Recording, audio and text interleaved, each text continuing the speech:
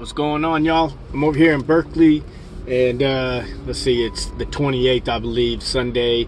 There's been some protests locally and worldwide around these COVID restrictions, lockdowns, and these forced mandates on people.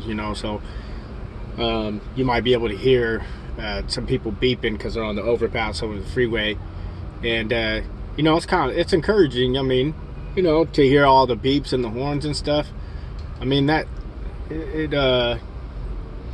don't know, it breathes new wind into the spirit, because I'm just not seeing a lot of encouragement. Most of the time we're outnumbered. I was out at a protest yesterday and people were flipping us off, and here I am standing for your free choice, and I'm getting flipped off and told to go home. So that's discouraging a little bit, but I understand the depth of the psychosis and the psychological program and the weapons of mass delusion that have been unleashed on humanity. So it doesn't surprise me. In fact, I'm sure that at some point, y'all gonna take my life. You know what I mean? Like, I'm counting on it. If in a world that's fucked up, if I'm standing up for what's right and moving in the right direction, more than likely I'll get my ass taken out. So, which is fine by me, to be quite honest, because I'm not into the whole idea of getting old and falling apart. So it's not like, I mean, there's glory in it, but it's like, hey, if you could survive to be an old man, that's great and all, but if you didn't use your life wisely, who cares if you got old? I don't know. Don't appeal to me much. But like, I'm making this video because although I'm encouraged that we are waking up to the present raping that's going on, we're like, oh, they're trying to stick it in our ass. Is that what you mean? No, we don't want that. Okay, well, that's cool, but we haven't woken up to getting out of the fucking bedroom. You know what I mean? Getting out of the situation of the bondage that we're in, that allows them to stick it in any orifice that they want to at any moment of time that they feel like it's a good idea. How are we going to change the situations? It's definitely not going to be because people came. Well, I mean, it's all a shift in consciousness, okay, which is that this is a part of, and why I'm making this video. So it all plays a part. Let me not belittle anything, because we never know how these things are going to ripple out. In fact, you are the spark of the flame, the fire that needs to happen, and the more that each of us participate in our own lives, we're able to make those connections in our lives. We don't need to go anywhere. We just need to be more efficient with the lives we already have, and that spark will be the spark of the flame because we'll be making the connections that we need to be doing. So I don't want to poo-poo like what the sacrifice that people are making. I was doing the same thing yesterday, and it's really about, if we understand what protests are really about, it's really about raising consciousness so that we're aware of the issues. But that's about where it kind of it ends with them, those type of public events. The takeaway should be that we take these principles in our everyday individual lives and practice them in our daily affairs. Now, if we don't understand that clearly, and I don't think that we do, then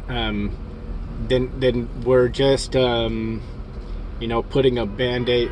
We're not fixing the situation. We're just we're getting out of the circumstances, the present circumstances, possibly, but we're just postponing it. And so that's why I want us to be clear about what's going on, because we don't want this to happen again, and unless we do something differently, it will. So what needs to happen differently is that we need to quit selling our rights and our God-given rights, our energy to these folks for a piece of bread, selling our soul for maybe a taco. because really all of us are given energy and time.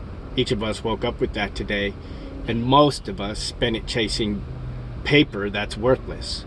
Now, if we had spent today networking, a lot like what is happening on the bridge and in between and on the freeway, we probably would have done a whole lot better for ourselves.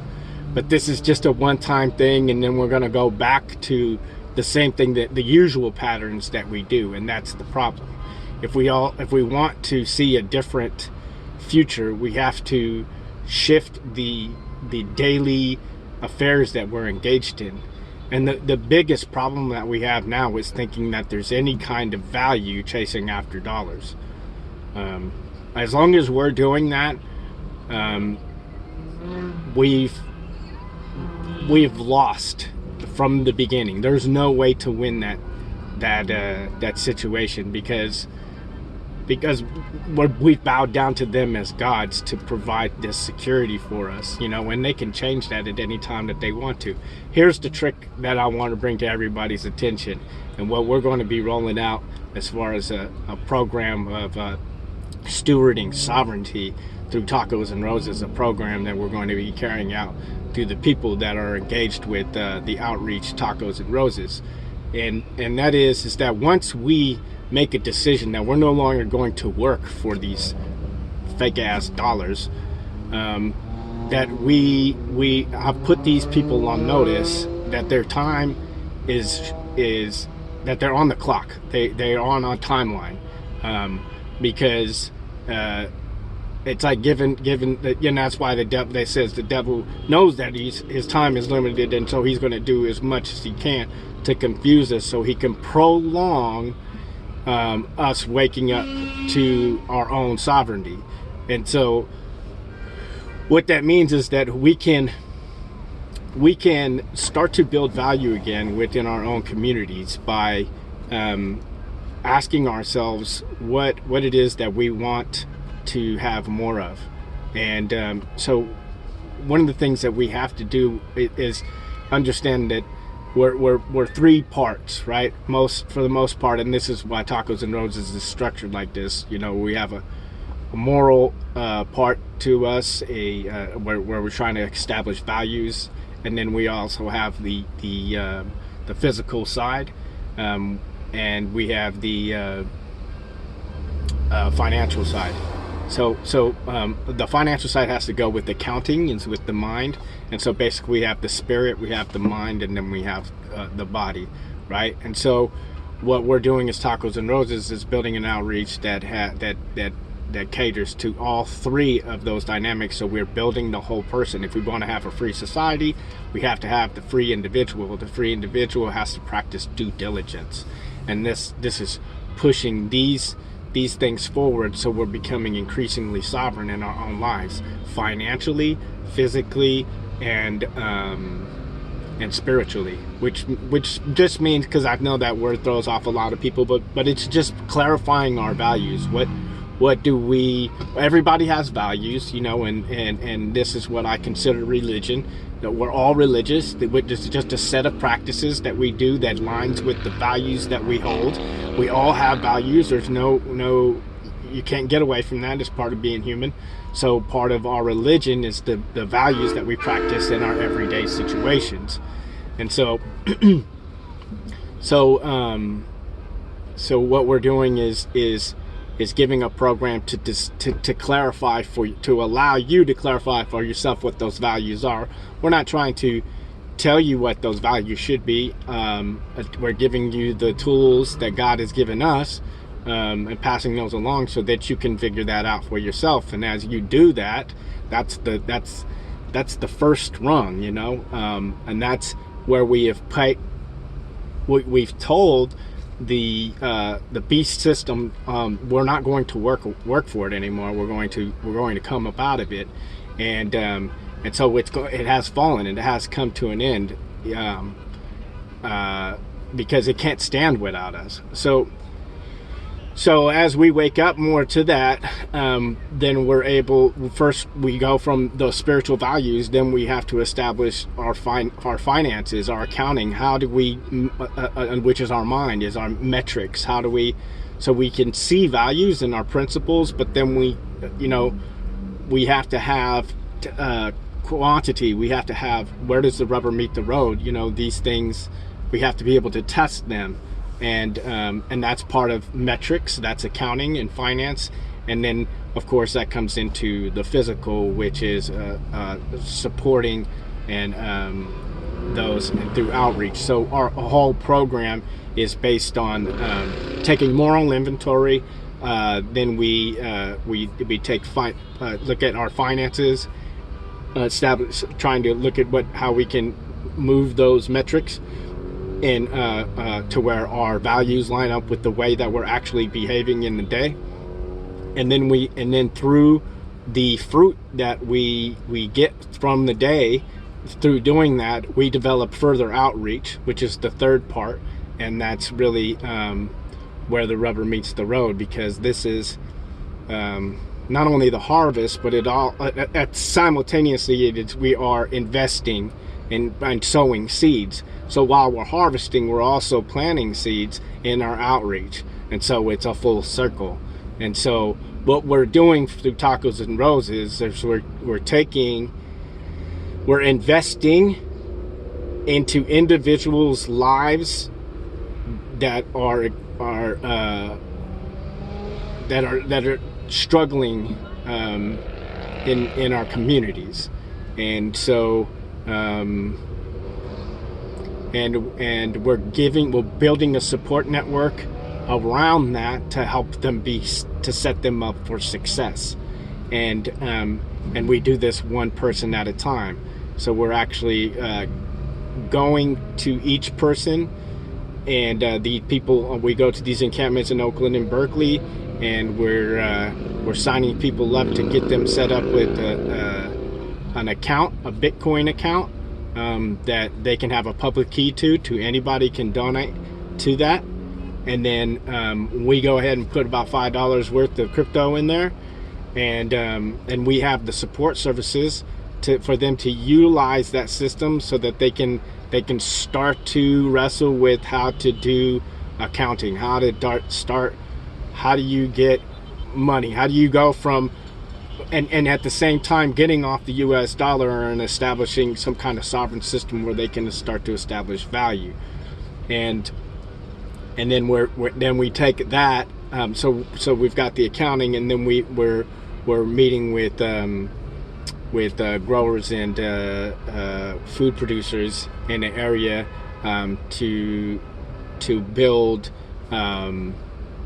contacts with food for growing. So we're doing finances, food, and outreach. Those are the basic three departments of Tacos and Roses. And then logistics, which is overall looking after all of these things. So anyways, I'm making this video because I want you to be an owner, and I want you to play a part in this revolution. And so this is not my nonprofit. This is yours. This is ours. We all get a chance through this to participate in something that we can have a direct return on investment, and we can sow into each individual's lives, and slowly bring ourselves off of the dependence of living off of it's a parasitic system that we're living off of, and yet we're depending on the parasites. It's so we need to learn how to depend on ourselves and then cut off these goddamn parasites.